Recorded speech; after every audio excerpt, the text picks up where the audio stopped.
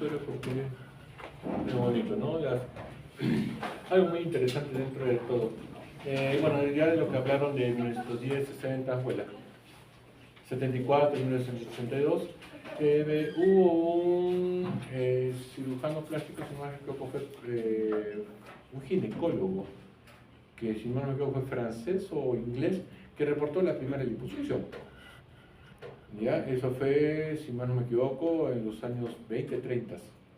¿Y qué pasó? Lo sacaron del colegio médico de la escuela de medicina. ¿Por qué? Porque pensaron que, los jefes dijeron que era una aberración la liposucción. Y después ya con los años ya se demostró todo esto, todo lo bueno, ¿no? Como se dan cuenta, las primeras liposucciones se hacían sin la famosa solución de Klems, que ahora todos la conocen, ¿no? Por eso eran muy sangrantes, muy traumáticas, producían necrosis terrible. Y las cicatrices eran peores todavía. Pero ya cuando empezamos a utilizar el uso de soluciones salinas como facilitador para la liposucción, empezó a ir recién con 1982, recién empezó la modernización de lo que es la liposucción. Ya, el BASIS, el ultrasónico, tiene muchos años de uso y hasta ahora no ha perdido vigencia. Ahorita está siendo ya ganado por un equipo que se llama el GEUS, que es ya la liposucción ultrasónica de avanzada. Pero bueno, Kleins, acá está el famoso Kleins, muy bien mencionado, que dijeron que es un dermatólogo, sí. Este dermatólogo lo que hacía era las liposucciones localizadas. ¿Qué significa eso?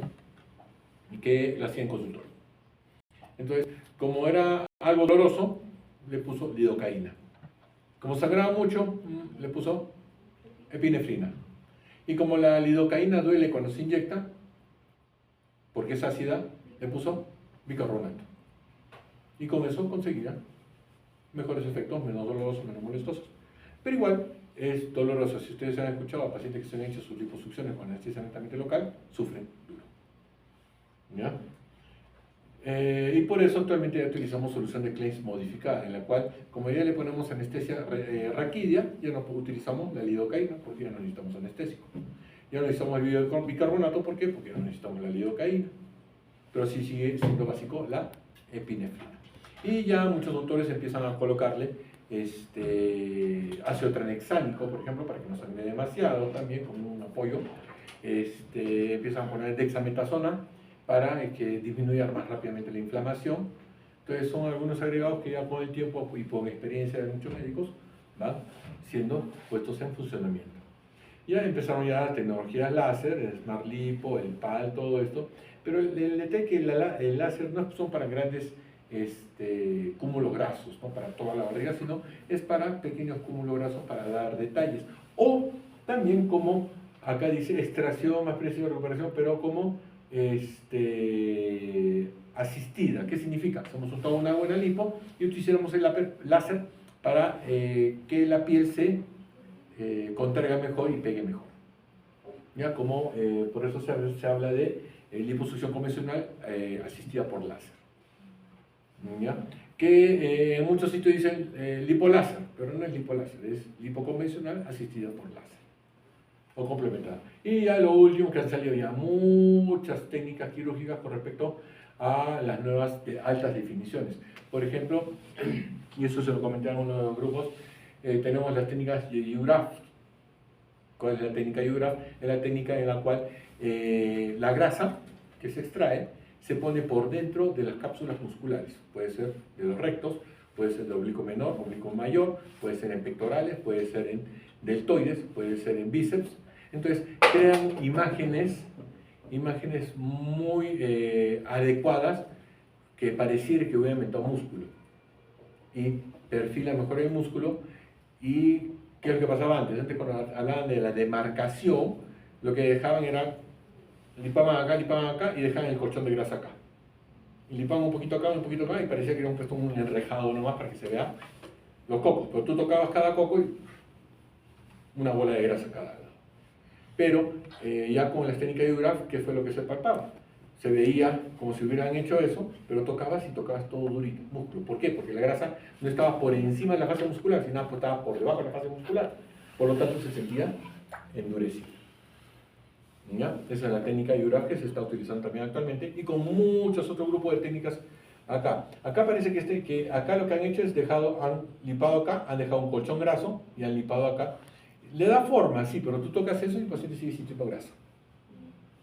¿Ya? Pero ya han empezado a haber muchas variaciones. También hay otro que lo que hace es marca bien la piel para que se marque todo esto haciendo una buena liposucción. El láser también me ayuda a hacer eso. Hago láser le pongo en la línea, laseo bastante esa zona y se contrae mejor y forma la línea de depresión. ¿Cuál es la complicación del láser? Es necrosis de piel. Hay que ser muy cuidadosos. Pero bueno, eso en parte a la historia, ¿no? Bueno, tenemos el tejido adiposo, los blancos y los pardos. ¿Dónde encontramos el tejido adiposo pardo? En adultos. O sea, pero en adultos, ¿dónde podemos encontrar tejido adiposo pardo? Principalmente en la jiba, acá. Si se dan cuenta, tenemos compañeros, tenemos personas que son rectos, no tienen esta jiba, pero hay personas que tienen esta manía, puede tener y se forma una jiba acá. ¿Qué es lo que pasa con esa jiba? Muchos pacientes vienen, doctor, quiero que me haga una lipo de esto. Imposible, es tejido pardo. Y el tejido pardo, a diferencia del tejido adiposo blanco normal, el tejido pardo es fibroso, extremadamente fibroso. Entonces tú cuando lipas esa zona, vas a lipar nada, no sacas nada, casi no sacas nada, pero sigue habiendo tejido graso. Entonces ahí se aplican otras técnicas quirúrgicas o unas técnicas no quirúrgicas como quemadores grasos, con corticoides para desinflamar eso, pero una lipo ahí no. Lo que sí podemos utilizar, sí, eso sí, el Baser también nos ayuda. Ahí sí nos puede utilizar el Baser, porque el Baser nos ayuda a romper esas fibras, ese tejido fibrótico y poder aspirar la grasa. Pero aún así no es tan efectivo como se piensa. Y eso es solo por experiencia, y peor, malas experiencias. Bueno, tenemos la hiperplásica, que significa obesidad hiperplásica porque hay exceso de número de células grasas. Es hipertrófica porque la célula grasa está demasiado gruesa o grande, ¿no? Punto importante, hay que recordar. ¿Qué tenemos que recordar? Esta es la liposucción no es para bajar de peso. Correcto, la liposucción es para formar el cuerpo. Y esa es la queja de muchos pacientes. Ay, doctor, solo he bajado 3 kilos. ¿Pero cómo se te ve? Ah, se me ve muy bien. Pero solo he bajado 3 kilos.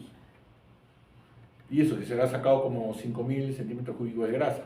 Pero acuérdense que la grasa es más liviana que el agua, por lo tanto pesa menos. ¿Ya? Pero, importante, ¿para qué es? Para formar, no para bajar de peso. Es para formar el cuerpo. ¿Correcto? La lipotransferencia es una técnica que se utiliza bastante, pero lastimosamente es semideformante. ¿Por qué? Ustedes imagínense un cuerpo ligeramente obeso, ya digamos como el mío, ¿no? Ligero nomás. ¿Ya?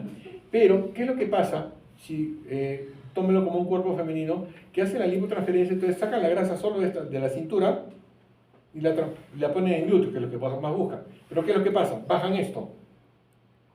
Pero al bajar esto, en forma proporcional, ¿qué va a aparecer? Que el tórax se le hace más grande. ¿Ya? Pero también tienen la panza grande. O sea, al final de cuentas han rellenado glúteos, han creado un poco de cintura, pero de perfil le ven la panza por aquí, el tórax ancho y un glúteo un poco más formado. Entonces, al final de cuentas, muchas mujeres sí dicen, sí, bonito, que esto, lo otro, pero están un poco descontentas. Pero lo promocionan como la gran maravilla del mundo. ¿Ya? Generalmente yo lo que recomiendo es una lipo completa, o todo o nada. ¿Ya? Pero bueno, eso es la lipotransferencia. Y la lipotransferencia no solo se puede hacer a glúteos, se puede hacer a muslos, se puede hacer en cualquier parte del cuerpo, donde se necesite rellenar. Las megalipos actualmente sí están casi proscritas, por este punto muy importante. Por cada porcentaje de peso de lipo, se comporta como una quemadura, un porcentaje de quemadura de tercer grado. Entonces, ¿a partir de cuánto ya consideramos un porcentaje de quemadura de tercer grado como quemadura grave? A partir de un 10%, a 15%. Entonces, si hacemos una megalipo de 10 litros, ¿qué va a pasar? Va a ser una quemadura de 10% de superficie corporal total. Por lo tanto, se va a comportar como una quemadura grave o grande. Por lo tanto, va a necesitar resucitación hídrica, va a necesitar cuidados hasta de UCI. Entonces hay que tener mucho cuidado. Normalmente, actualmente lo que se recomienda es sacar máximo un 5% del peso corporal total. O algunos hasta 10%, pero pasar del 10% ya consideramos una megalipo, y al considerarse una megalipo es peligroso. Y bueno, en esta foto no solo le han hecho megalipo, le han hecho una abdominoplastía, como ven acá la cicatriz, ¿correcto? Entonces no solo el cuerpo se formó por una megalipo, sino por una cicatriz. Y al final de cuentas no han utilizado la grasa para rellenar el poto. Bah, mal desastre. Con tanta grasa que ha sacado no le han rellenado el poto. Mal. Entonces la lipomioescultura es un término bastante antiguo, entonces eso me hace suponer que realmente han consultado libros muy antiguos. ¿Ya? Es un concepto bastante antiguo esta lipomioescultura. ¿Por qué? Porque actualmente ya estas técnicas de liposucción de alta definición se ha llevado de encuentro estos famosos términos de lipomioescultura. ¿Correcto? Como técnica de liposucción tumescente superhúmeda, asistida por láser, asistida por ultrasonido. La tumescente es la más utilizada porque nos hace más fácil la liposucción, pero es un poco más larga porque tenemos que sacar más volumen, ¿no? Yo generalmente uso ya la superhúmeda, no la tumescente, sino superhúmeda, nada más. Es más rápida, pero me da muy buenos resultados. Y con todos los últimos elementos que les digo que se están colocando en la solución de Kleins, podemos obtener menos dolor y menos sangrado. ¿Y por qué un poco más doloroso? Porque sangra un poco más.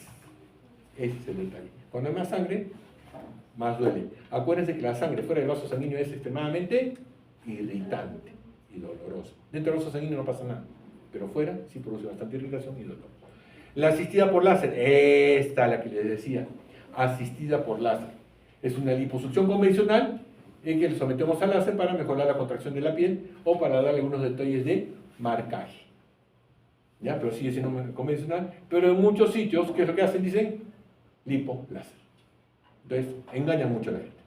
Y la asistida por ultrasonido, me encanta el Beiser, me encanta, no lo puedo negar, es una maravilla, pero el equipo cuesta como $80.000. Nada más. ¿Ya? Pero sí, es muy bueno. Como laboratorio, como todo, paciente. ¿Ya? La anestesia, la famosa fórmula de Kleins, por eso, solución salina. ¿Lidocaína para qué es?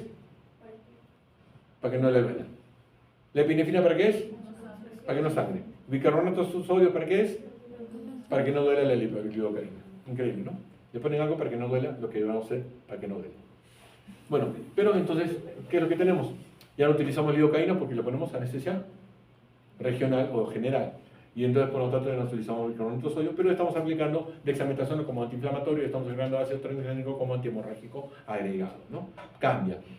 Entonces, ¿qué es lo que recomiendan acá? Si el peso es 70 kilos, el peso, la cantidad de lidocaína, lo que se pone, de acuerdo al peso. Esto ya no se usa porque ya no utilizamos lidocaína. Pero algunos le siguen poniendo lidocaína. Bueno, yo no pongo lidocaína, pero esto, ¿cuál es el problema? La intoxicación por lidocaína, que puede producirnos paros cardíacos o deficiencias cardíacas tardías. ¿Qué significa tardías? El paciente ya salió, está descansando, una hora está en su cama y empieza a hacer problemas de hipotensión severa o arritmias cardíacas. Por la intoxicación por lidocaína que hemos puesto desde hace como 4 horas. Entonces hay que tener mucho cuidado cuando utilizan bastante propofol, raquidias, todos los tipos de anestesia que se puedan colocar. Eso sí, un ambiente cálido, preparatorio cálido, o lo que pueden hacer la solución de Kleins, la ponen en un baño María que se caliente para que cuando la infusión entre al cuerpo, entre entibiando el organismo y no enfriándolo más. ¿Correcto?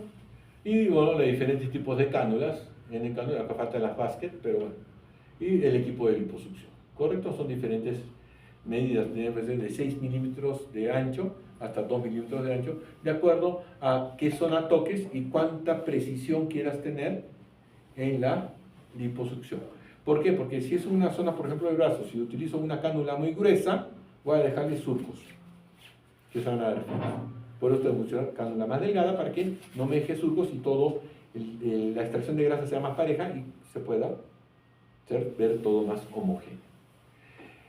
El gran problema, la trombosis venosa profunda y la embolia pulmonar. Por eso siempre se vendan los miembros inferiores. Yo cuando hago una liposucción al paciente lo dejo 5 días con las piernas vendadas, hasta que pueda caminar bien y pueda hacer todas sus cosas bien. ¿Ya? Pero eso es porque la tromboembolia pulmonar ya sí es un evento muy difícil manejado en UCI principalmente. Pero también hay otro gran problema. Es el que entre grasa a la sangre, especialmente a la vena. Pero realmente no entra grasa a la vena cuando haces la lipo. El problema es cuando haces el injerto graso o la lipotransferencia. Si lo haces con cánula muy delgada en una zona donde hay vasos grandes, puedes inyectar directamente la grasa a la vena. ¿Y la vena a dónde va directamente ahí? Pulmón. Me sucede una embolia grasa, que es mucho más grave que una embolia por émbolo sanguíneo, porque la grasa ya no la puedes sacar, no se disuelve. Uno de los tratamientos radicales es usar streptokinasa, no, era, bueno, un diluyente disculpen, ya me olvidé, pero es un medicamento que diluía la grasa, pero es caro y no lo tienen todos, es difícil de encontrar. Entonces, generalmente cuando hablamos de una embolia grasa, es casi catastrófico y mortal. ¿Ya? Bueno, esto es cuando hacemos esto es lo que se hacía antes, ¿no? Lipaban acá, hacían bolsita acá, y dejan estos cúmulos grasos. Entonces le ponían todos estos, y se veía, qué bien sus cocos, ¿no? Pero tocaban los cocos, todos flácidos. ¿Ya? Actualmente con las técnicas de Ugraft ya ha mejorado bastante todo este problema, ¿no? Evaluación de todo lo que se tiene que sacar, todo esto, ¿no? Las diferentes posiciones, actualmente ya todas estas posiciones, y esta es una imagen antigua, por lo cual me hace pensar que sigue siendo un libro antiguo que han consultado, ¿ya? Por lo menos debe ser de 1990 y tantos, bastante antiguo. Ya las posiciones actualmente son dos posiciones, de cúbito y de prono, nada más, ni siquiera doblados así, de cúbito y de prono, ¿ya? Estos de costado, lateral, ya no utilizamos, ya podemos prescindir de eso. ¿Ya? Bueno, la liposucción, algo muy importante, y esto sí se lo he dicho a varios, cuando hacemos la liposucción tenemos que tener un punto muy clave, muy grave, tener en cuenta, siempre saber dónde está la cánula. Nunca puedes perder de vista nunca puedes perder de vista la cánula. Pero si no la ves, entonces no tiene que salir de tu tacto. Por eso la liposucción siempre va a ser horizontal o paralela a la piel, y tú tocas la cánula. Si quieres profundizar el nivel de liposucción, ¿qué hago? Aprieto. Profundizo más, pero siempre la siento. Profundizo más, la siento. ¿Qué es lo que pasa? Si no siento la cánula, puede ser la cánula me está haciendo este efecto. ¿Y a dónde se está metiendo? A tórax, abdomen, riñón. Me puede destruir. ¿Cómo le pasó al famoso doctor? Fong, ¿no? Que ni siquiera se apellía Fong, se apellía Bedoya o Barrientos Fong, ¿no? Pero cuestiones de ser más chico, ¿no? El doctor Fong al doctor Barrientos, no, prefiero Fong. Bueno, ¿qué es lo que sucedió? En algún momento, alguno de sus ayudantes ha hecho esto y no ha sentido la cánula y se ha metido. Por eso la parte mentalice, si una vez hacen una liposucción, es siempre sientan la cánula, ¿dónde está? Y si quieren limpiar un poco más profundo, aprieten, pero sigue sintiendo la cánula, ¿correcto? ¿Ya? Listo, entonces es sacar la liposucción. La dirección de la cánula está acá muy mal ejemplificada porque hace pensar que la cánula la están metiendo en 45 grados y es falso. Así es, ¿ven cómo está en forma? Paralela a la piel siempre. ¿Correcto? Bueno, y van formando como micro huecos, como dejarlo como un queso gruyère, que al aplastamiento ya se baja el volumen, ¿correcto? El vendaje es muy importante. Al inicio tiene que ser medianamente compresivo, pero después tiene que ser bastante compresivo para evitar que se llene de líquido. Si se llena de líquido, ese líquido se convierte en fibrinógeno, en fibrina, y lo que habíamos sacado de grasa se convierta en fibrosis. Y al final de cuentas, si no ha habido una buena compresión, sí va a seguir con la misma forma, pero ya no hay grasa, sino de fibrosis, es un desastre. Entonces, la terapia post-lipo es tan importante como la terapia o como la liposucción en sí. ¿Ya? Y eso hay que tomarlo muy en cuenta, ¿correcto? O sea, no solo es importante la lipo, sino también la terapia post-lipo es muy importante. ¿Sí? las compresiones, todo. Bueno, postoperatorio, dale para el dolor, dale para que el reposo relativo en casa. Relativo, ¿qué significa relativo? Que camine, que ande, que vaya, pero no se me vaya a pasear, no se vaya al mall a hacer compras, todo eso no. Es movimiento. ¿Por qué es importante el movimiento? Para evitar trombosis venosa profunda o tromboembolia pulmonar. Muy importante. Por eso el paciente al día siguiente ya hace que se mueva, que se cambie, que se bañe, que haga todo. ¿Ya? El reposo es relativo. Y terapias. Algunos recomiendan 15 días de terapias, otros recomiendan 30 días de terapia, pero la terapia es muy importante. De drenaje linfático, de ultrasonido, de ondas de choque, de tratamiento de fibrosis, de grumos, de irregularidades. Todo eso con terapia. ¿Sí? Y por eso acá pone, ¿no? El edema desaparece en 3 a 4 semanas con una buena terapia, en 2 semanas ya está desapareciendo el edema. ¿Correcto? Por eso te vuelvo a repetir, esto parece temas antiguos, no muy recientes, ¿no? Entonces, generalmente el resultado final sí lo tenemos que ver, pero al segundo mes. Actualmente ya al segundo mes el paciente quiere verse. No quiere esperar 4 meses para verse. El segundo mes ya dice, ya, ahora sí estoy contento. No quiere esperar, son muy impacientes el paciente, hay que ser muy cautos en forma de hablar del paciente. Ya, pues espera. No, por favor, tiene que ser un poquito más tranquilo, ¿no? Porque a veces está requisito. Y estos son lipos muy, muy salvajes. ¿Qué es lo que pasó acá? Acá han lipado tanto, pero se han superficializado tanto sobre la piel que han dañado la red vascular dérmica y han producido esta necrosis. Estas son marcas por sus liposucciones muy superficiales. Y que es bastante común, ¿no? Veo bastante. Y también esto se puede provocar también por una faja mal colocada o una faja demasiado apretada, que muchas veces se forma un cinturón acá y quema toda esta zona. Entonces hay que ser muy cuidadosos. Acá, esto más que todo, ¿esto por qué? Porque se ha infectado la grasa que le han colocado. Y estas son las cicatrices que les ha dejado. ¿Ya? Ahora, el implante de mama. Vamos con el implante de mama. Me hubiera gustado, personalmente, que hubieran hablado de la pequeña historia del implante de mama, que fue en el siglo XIX. ¿Qué fue lo que pasó? Un médico sacó un lipoma de la espalda de una señora y como la habían también operado de un tumor de la mama, decidió colocar ese lipoma en esa deficiencia de mama. Ese fue el primer implante de mama, bueno, autólogo, pero implante de mama reportado en la medicina. ¿Pero qué pasó? Como no tenía irrigación ese lipoma, ¿qué pasó? Se necrosó y bueno, todo de nada. Pero esa fue la primera vez que se hizo un implante de mama, pero autólogo. Después empezaron acá, como decimos acá está, ¿no? Me digo, grasa procedente de un lipoma de la espalda y lo puso, no en miembros, de mastectomizados. Esto duró muy poco, porque realmente los resultados fueron desastrosos. Pero duró muy poco esta macana. Después ya empezó a transferir grasa, esto que es un lipo, la lipotransferencia, pero no resultó porque no tenía las condiciones que actualmente ya estamos utilizando.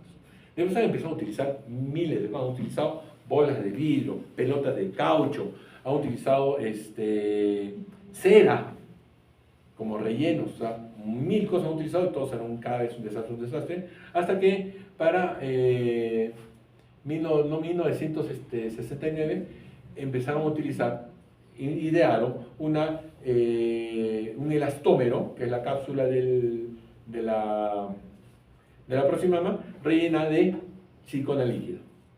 Entonces empezó a utilizarse, le fue bien, ya no hizo tantas reacciones a cuerpo extraño, entonces empezó a hacerse cada vez más famoso. Hasta que, bueno, acá falta parte de historia, en el 1991, Estados Unidos, como siempre, quiso poner la moda y salió un informe que decía que estos implantes alteraban la inmunidad de los pacientes, que podían producir granulomas a cuerpo extraño y podían relacionarse con tumores. Entonces fue un boom, fue una desgracia. ¿Por qué? Porque prohibieron en Estados Unidos las prótesis de silicona. ¿Ya? Pero Europa, ¿qué dijo? No jodan. A nosotros no nos produce esos problemas. A ustedes serán. No, que hubo un cisma. Europa empezó a seguir con los implantes de silicona y Estados Unidos dijo no. En el 1991. ¿Qué fue lo que pasó? Lo que pasaba era que, como utilizaban silicona líquida, entonces al momento de ponerle los implantes de silicona, podían en el momento del cierre poder hacer pequeñas punturas en la silicona y como era líquida se extrapolaba, salía. Y eso sí puede producir reacciones a cuerpo extraño, que muchas veces lo consideran como tumoraciones. Entonces eso es lo que me parece que ha sucedido. En cambio en Europa no, fueron un poquito más acuciosos de lo que estaba pasando y empezaron a hacer nuevos tipos de relleno de silicona. Entonces, por ejemplo, en el consultorio, los que han entrado al consultorio han visto cómo están rellenas la silicona. Ya no es una silicona líquido que gotea, es una silicona cohesiva que tú aplastas y se vuelve a cohesionar todo. Entonces, con eso han evitado muchas cosas. Entonces, durante 14 años Estados Unidos estuvo prohibiendo la silicona y durante 14 años Europa empezó a perfeccionar sus técnicas de utilización de silicona. Para el 2005, Estados Unidos dijo, bueno, nos equivocamos, no era tan malo, ¿no? Pero ya tenía 15 años de atraso en tecnología de silicona. Entonces empezaron a ver ya muchas cosas que ahorita vamos a ver, que como Estados Unidos quiere siempre dominar el mercado mediante verdades, semiverdades o personalmente mentiras. Bueno, la anatomía de la mama, ya todos saben lo que es la mama, dónde está, lo que se tienen que acordar, que tienen la glándula mamaria y el músculo pectoral mayor y el músculo pectoral menor. Esto es lo principal, ¿correcto? La forma de la mama, siempre cónica, ¿listo? La irrigación, todo esto. Las indicaciones para todas estas son las indicaciones, simplemente son netamente estéticas, aunque reconstructivas cuando son pacientes posoperadas de cáncer de mama o en pacientes que sufren de amastia o como se le llama el síndrome de un punto de su examen si me dicen cómo se llama ese síndrome donde no tienen mama. 5, 4, 3, 2, 1, síndrome de Poland, ¿ya? Donde pueden no tener pectoral o no pueden tener mama, ¿ya? Reconstructivo también.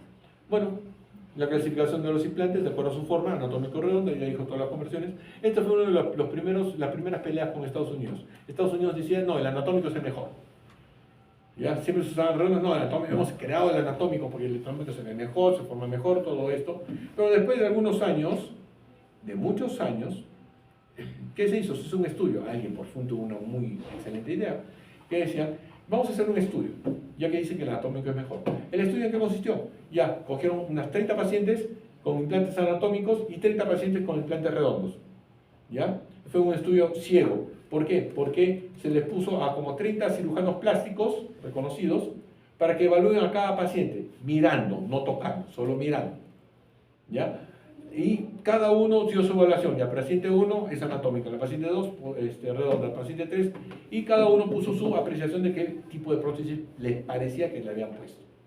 Al final de cuentas, el 50% dijo anatómico, 50% redondas, pero se equivocaron en un 50%. Conclusión, da lo mismo. ¿Ya? Da lo mismo. Pero, un segundo. A lo mijita, ¿qué es lo que pasa? Estados Unidos decía que no, a lo mejor es implante anatómico, aunque todavía hay cirujanos plásticos que dicen que el mejor implante es el anatómico. Pero hasta ahora realmente ya se ha demostrado que da lo mismo. Ahora, como dijo su compañera, en un momento, ¿cuál es la complicación? El problema es que como tiene que tener una sola posición en el anatómico, cuando cambia de posición se rota, deforma la mama. En cambio, el redondo, que cambia de posición por cualquier lado, pero también puede ser problema. El problema es que la redonda es así y así. Y algunos médicos, ya he visto varios, que al colocarla, la colocan al revés. Y es otro pequeño desastre, que sí se nota y bueno, se le tiene que decir al paciente. Hubo un cirujano plástico que me dice, pero ¿por qué le dices a paciente que se le ha volteado, que le ha puesto mal la prótesis? Me lo debías haber hecho a mí para recordar. Le he dicho la verdad, mano, no, yo no le miento al paciente. Además, yo te llamé 3 días y no me contestaste. Ya tenía que decirle al paciente la verdad. Bueno, entonces hay muchos que ¿cómo se hace la técnica? Quieren hacer la técnica gatito, ¿no? Pero no se puede hacer siempre. ¿Saben cuál es la técnica gatito, no? Ya, por favor, las compañeras que ya saben cuál es la técnica gatito, le explican, ¿ya? Ya, correcto. Entonces, tipos de implante. Acá también ha habido otro gran problema, ¿no? La solución salina. ¿Por qué se crearon las prótesis de solución salina? Porque ya estaban prohibidas las prótesis de silicona en Estados Unidos. Entonces, Estados Unidos hizo gran uso de prótesis salinas. Pero lo malo es que el agua, la sal salina, es fría. Entonces, cuando hacía un poco de frío, se sentía la mama helada. Se sentía mal. Y la consistencia también se sentía consistencia de líquido, no se sentía consistencia de mama. Entonces, muchas personas sentían esas diferencias y no les agradaba para nada. Entonces, pero inventaron el famoso acceso umbilical, que mediante una cánula tipo endoscopía, llegaban acá, hacían el bolsillo y colocaban la prótesis, y después la inflaban en forma a distancia. Entonces dejaban mínimas huellas y no dejaban de no sé qué. Pero bueno, cuando ya en el 2005 dijeron, bueno, sí, nos equivocamos, ¿cómo que nos equivocamos? Nunca pidieron perdón, ni dijeron se equivocaron, nos equivocamos. Luego dijeron que sí no puede alterar. Entonces ya empezaron de nuevo a utilizar los siliconas. Fue de silicona líquida, las primeras, pero el problema era que goteaba cuando se hacían pinchaduras, y empezaron a usar gel de silicona. Y actualmente son las siliconas, las V-Lite, que tienen microesferas de aire, que una prótesis que debería pesar unos 500 gramos, pesa ahora 250 gramos. Entonces, ¿cuál es el gran problema de una prótesis grande? Es que les jala la espalda y le produce dolor de espalda y también dolor de mamas. ¿Ya? Pero lastimosamente también, por lo mismo que son tecnológicamente mucho más avanzadas, son 2 veces más caras. ¿Ya? Diferentes proyecciones, generalmente sí, proyección alta y extra alta, ¿no? ¿Por qué? Porque las mujeres quieren volver a tener una mama cónica. No quieren tener una mama redonda, caída, tienen una mama cónica, que le dé proyección hacia adelante, no que esté aplanada. Por lo tanto, prefieren las altas y extra altas. ¿Ya? Y acá ha habido otro, aunque todavía yo sigo desconfiando de esto. Bueno, se pusieron los implantes lisos. Los primeros implantes lisos que se pusieron sí tienen una relación de tener un 5% de estos implantes lisos que producen contractura capsular. ¿Qué es la contractura capsular? Normalmente el implante de silicona lo que hace es crea una reacción al cuerpo extraño, y esa reacción al cuerpo extraño le forma una cápsula. Pero no vale esa cápsula no sirve. ¿Por qué no sirve esta cápsula? ¿Qué pasaba? Hay un 5% relacionado a la contractura capsular, entonces empezaron a dejar de usarla. La contractura capsular es cuando se forma la cápsula, y esta cápsula ¿qué hace? Hace que la prótesis se mantenga en su sitio. Si no hubiera la cápsula, ¿qué pasaría? En 1 año, 2 años, 3 años, 4 años, 5 años, 6 años, 7 años ya la tienen como prótesis glútea. ¿Me entienden? Entonces, hace que fijan la prótesis en su sitio. Por eso es muy importante, cuando, no sé si han visto cuando hago una entrevista de qué cuidados hay que tener, que la cápsula se forma sobre la prótesis propiamente dicha. Pero si nosotros movemos mucho el brazo y hacemos que la prótesis recién colocada se mueva mucho, entonces la cápsula se va a formar no sobre la prótesis, sino sobre todo el margen de movimiento que tiene la prótesis. Entonces después en el tiempo van a sentir que su prótesis chapotea. Porque la cápsula es más grande que la prótesis en sí. Pero sucede que en el tiempo, ¿qué puede pasar? Que la cápsula se empieza a llenar de no solo fibroblastos, sino de miofibroblastos. Y estos miofibroblastos, ¿qué hacen? Contracción. Entonces se empieza a contraer por acá, se empieza a contraer por acá, se empieza a contraer así. En primer lugar se pone un poco dura, pero después empieza a deformarse. ¿Ya? ¿Cuál es el tratamiento? Sacar la prótesis, cortar la cápsula y volver a poner otra prótesis si es que quiere. Una prueba un poco más grande, ¿no? Ya. Pero ¿qué pasó ahora? Después, para evitar los implantes lisos, se utilizaron los texturizados. Los texturizados son microgránulos. Excelentes, ha sido mucho tiempo, ha ido muy bien, hasta que, pero en esto estaban ganando, ¿quiénes? Europa. En todo esto Europa se lo da en cuenta a Estados Unidos. ¿Ya? ¿Pero qué pasó? Por ahí salió un estudio de Estados Unidos que decía que había encontrado una relación de linfoma de célula gigante con las prótesis texturizadas. Y a los 5 días, ¿qué se creó? Las microtexturizadas. Estados Unidos las creó primero que nosotros. Entonces, realmente pensar que por la superficie de una prótesis puede estar relacionada a un cáncer o no, me parece muy difícil. Pero bueno, fue creído por casi todo el mundo. Hay algunos países que dicen, no, esto es totalmente falso. Hay países que han hecho estudios y no han encontrado ni una célula tumoral. Pero Estados Unidos, como les dice, como es la reacción del pánico a nivel mundial, ¿no? Tú dices, cuidado, que ahorita han estado saliendo pájaros negros de pico blanco que están contagiando la enfermedad que te puede matar. Entonces tú caminas, un pájaro negro de pico blanco, sales corriendo y te vas a escapar o lo matas o extermina a todos los pájaros negros con pico blanco, ¿no? Entonces eso es lo que pasó. Creó crisis de histeria mundial. Entonces se dejaron de utilizar los texturizados y ahora aquí tienen los microtexturizados. Estados Unidos, ya. ¿Me entienden? Estas son competencias comerciales. comerciales mucho que alteran el conocimiento. Y ahora se utilizan los microtexturizados. Ya estos texturizados pasaron a la historia. Y los lisos de vez en cuando. ¿Ya? En el preoperatorio, bueno, medir todo. Y realmente, si alguno me ha dicho, ¿cuál es la mejor prótesis para elegir? Es la prótesis que se mida al paciente. Un top muy pegado, muy ajustado, se le pone los ejemplos de prótesis que tengo en mi consultorio. Digo, ¿cómo te ves? ¿Cómo te sientes? ¿Cómo te ves? ¿Cómo te sientes? Ponte tu polo. Mira, ¿te gusta este? ¿Te gusta este? Ya. Este tamaño, perfecto. Entonces elegimos así el tamaño. No le mido cuánto mide esto, cuánto mide esto, cuánto mide acá, no. Elige su tamaño de acuerdo a cómo se ve. ¿Ya? Bueno, las incisiones, bueno, sí. La incisión transaxilar, no transaxial. Transaxilar, es acá. Sí, uno de los problemas, como dijo bien su compañera, es la cicatriz visible, cicatriz visible. Las dos son visibles. Entonces, hacer cicatrices visibles, cuando levanto los brazos lo ven, cuando se echan en la playa lo ven. Entonces, no se siente cómodo. Tengo colegas que a pesar que les recomendé que no se haga la incisión transmamaria, le hicieron. Bueno, han venido un grupo de cirujanos plásticos cubanos que están cobrando muy barato y que están haciendo estas técnicas. Pero lastimosamente ya me están viniendo varios colegas diciéndome, doctor, está horrible la cicatriz. O sea, no me dice está fea, está horrible. Tú le ves la cicatriz, sí, está horrible. Y que me iba a la playa y se ve horrible. Entonces le he tenido que hacer una cirugía plástica, reconstruir todo esto, pero igual va a quedar siempre una cicatriz. ¿Cómo se dice? Ya se fregó. Entonces, por eso yo prefiero la periolar. La periolar sí técnicamente es mucho más difícil, sí, más difícil. ¿Por qué? Porque lo que tengo que hacer es cuando entro por areola, que por acá inferior, no vengo y corto así la mama. No tengo que cortarla. Lo que hago es, llego acá y me bordeo por todo este lado y creo bolsillo acá. ¿Me entiendes? No corto la mama. Y al no cortar la mama, y al no cortar la mama, entonces no va a tener problemas de lactancia futura, ni va a tener problemas de deformidad de la mama. ¿Ya? Por eso más técnicamente más compleja, me tengo que ir por acá. Cuando la infraocular, corto acá y listo, llega al bolsillo, rapidísimo.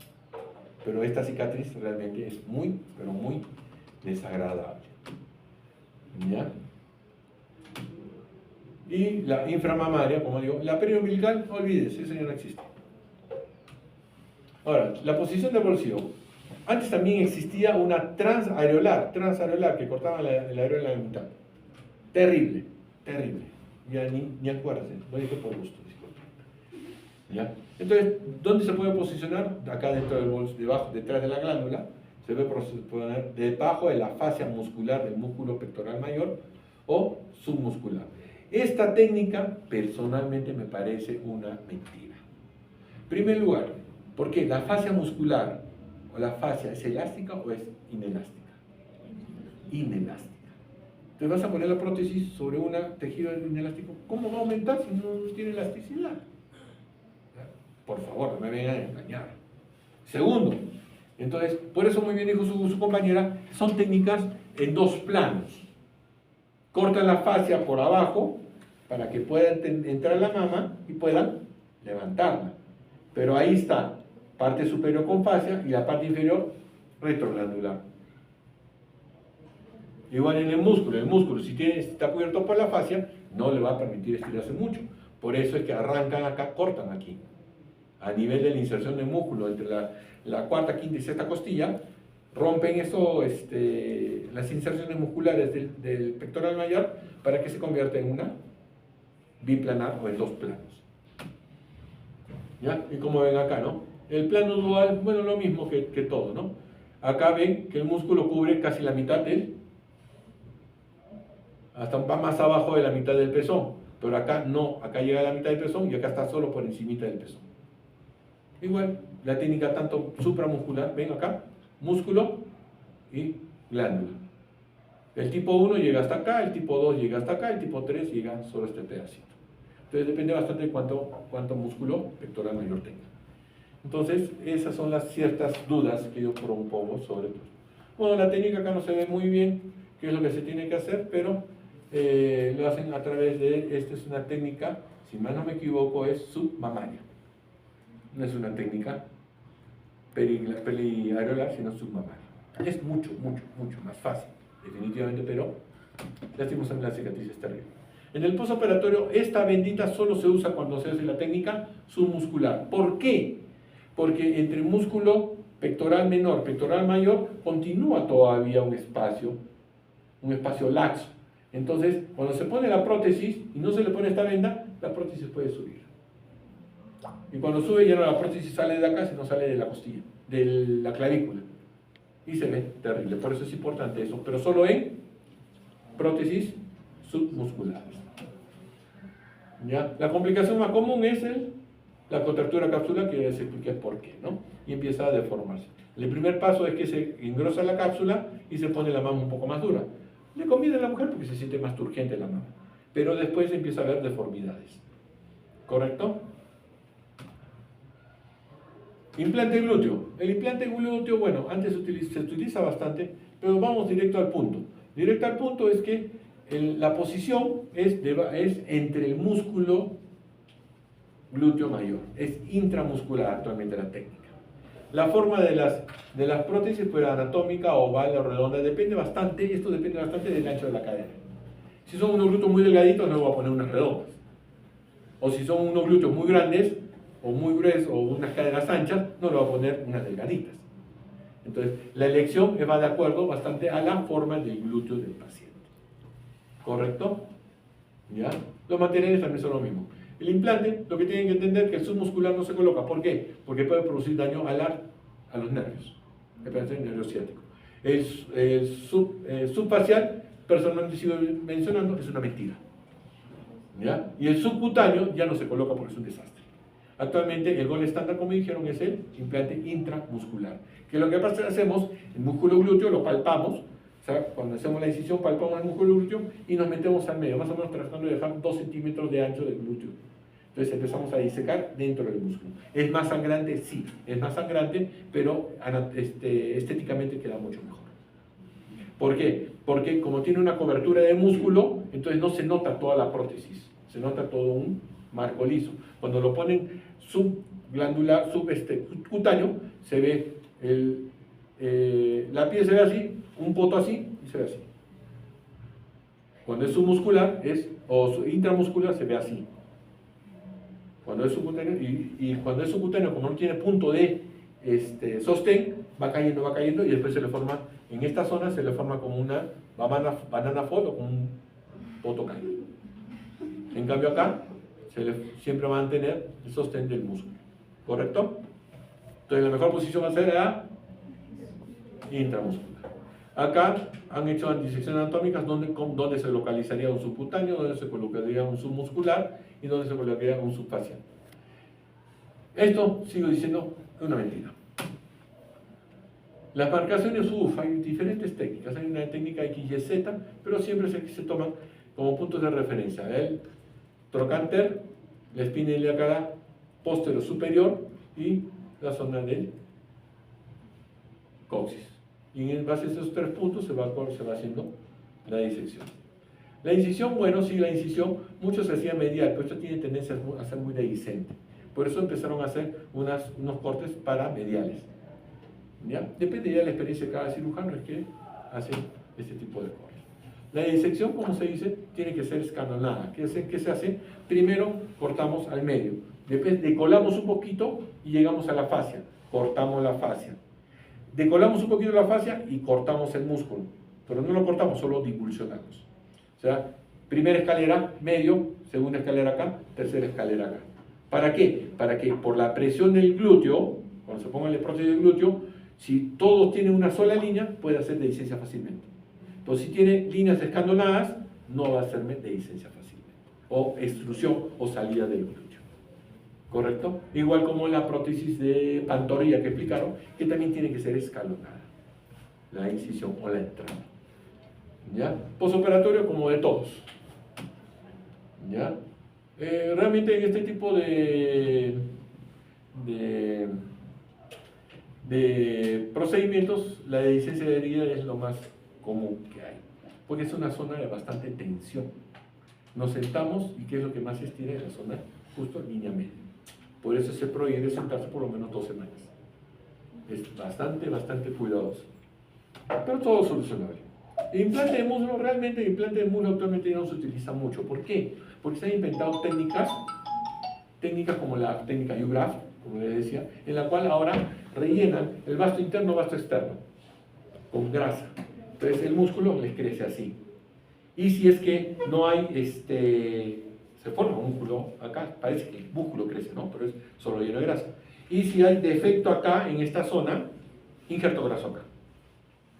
Y con eso solucionamos el problema. Entonces, por eso ya rara vez ya colocamos el implante de muslo, salvo que sean personas muy delgadas, que no tenemos grasa que sacar. ¿Ya? Lo que tenemos que tomar en cuenta es que no es para rellenar músculo acá adelante, es para rellenar el defecto que hay entre las piernas, no las piernas de vaquero, ¿no? O de futbolista. ¿Correcto? Son las diferentes formas de la prótesis y la localización es lateral, no es central, ni anterior, ni posterior, es lateral. La técnica quirúrgica sí, a nivel de la línea interglútea se hace un corte más o menos de 6 centímetros y se va llegando, decolando y llegamos a la fascia del músculo. Abrimos esa fascia del músculo y podemos meter ya un devastador, que es este, un devastador, disculpen, es este, un devastador que casi es como un túnel que creas fácilmente, no hay mucho problema. Y se coloca la prótesis. ¿Listo? Cero más son complicaciones. Contractura capsular realmente nunca he visto en prótesis de glúteo. En pantorrilla exactamente lo mismo. Lo ponen debajo de la fascia del músculo gastrocíneo y por encima del músculo. Ahí ese es el espacio donde se coloca, pero se coloca en la parte interna. ¿Ya? Ahí tenemos la anatomía, este es el tipo de prótesis. Y la incisión generalmente la hacen aquí. Esta incisión se hace, llega a la incisión, se llega a la fascia y se avanza 1 centímetro y se corta recién la fascia.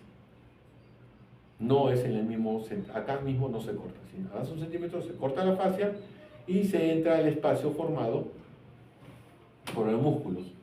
Entonces, si se dan cuenta, siempre va a ser lateral, nunca es central ni anterior. Pero también esto se está reemplazando ¿con qué? Relleno graso y también técnica UGRAF. Por eso todas las técnicas ya son poco utilizadas. Complicaciones antes, después, todo eso. Pero se dan cuenta, solo es para rellenar posterior. Pero no, por ejemplo, no quiero, si no me rellena esto. Acá puedo utilizar técnica UGRAF y mejora el ancho de él. Y la cicatriz generalmente siempre es visible. Ese es el gran problema. Listo, chicos, disculpen la maratón. Doctor, ¿cuántas veces se puede hacer una lipo? ¿Cómo? ¿Cuántas veces puedo hacerme una lipo? Todas las veces que quieras, pero mientras más lipo haces, más fibrosis hay. Mientras más fibrosis hay, es más difícil. Por eso generalmente el Baser yo lo recomiendo ya a partir de una lipo secundaria. Con el Baser sí ya es mucho más fácil penetrar, o láser también que me ayuda. Pero hacer una lipo, digamos, terciaria con un convencional es durísimo, pesado, cansado y saca poca grasa y más saca fibrosis de grasa.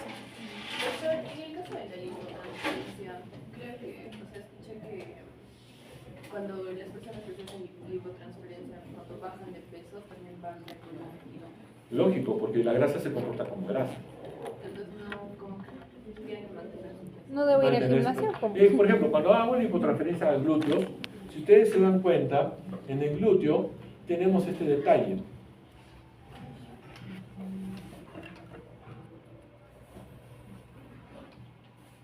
Ahí está, anatomía. Tenemos este detalle, que el glúteo a nivel medial sí es prominente, pero a nivel lateral no es prominente, es un hueco. Entonces las mujeres que hacen bastante gimnasio tienen un trasero que sí se le ve bastante proyectado, pero si lo vemos en forma posterior, vemos que tiene 2 huecos a los costados. Entonces, ¿qué es lo que pasa? Cuando hacemos el injerto graso, rellenamos esos huecos y ya se ve un glúteo en forma de corazón, que es lo que busca el paciente, ¿no? Pero si ese paciente empieza a hacer ejercicio, porque quiere, no quiero que se vea más grande mi glúteo, ¿qué es lo que va a hacer? Va a consumir esa grasa que está a los costados. Por lo tanto, de nuevo vuelve a cambiar un glúteo que es muy femenino en forma de corazón a un glúteo hundido que es de gimnasio. Entonces, si hace bastante ejercicio, vas a consumir esa grasa. Pero toda la grasa injertada también va a reaccionar como toda grasa, se va a eliminar. ¿En cuánto tiempo sería como que lo recomendable hacer gimnasio? ¿2 meses? No. O sea, si vas a hacer ejercicio, haz para toda otra parte del cuerpo, pero no trates de aumentar glúteo, porque aumentar glúteo vas a aumentar proyección, sí, porque aumenta el músculo, pero vas a disminuir grosor. ¿Por qué? Porque esa grasa, si te das cuenta, el músculo llega hasta acá, no llega a completar la cadera. ¿Ven? Entonces, si hago bastante ejercicio, me consumo esta grasa, por lo tanto, baja tu proyección de cadera. O sea, esta zona baja. ¿Y se hace más? No, que esta zona se hace más hundida. Doctor,